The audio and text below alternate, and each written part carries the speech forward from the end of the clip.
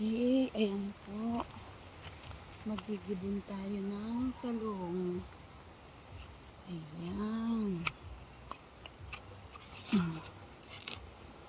Ayan po, gagamasan muna natin ang paligid bago natin siya gigibunan.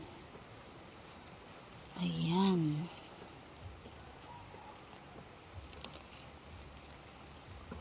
Okay, tanggalin natin ang mga dahon-dahon. Gigibunan po natin siya. Ayan. Hello, kumusta kayo? Magbunga kayo ng marami.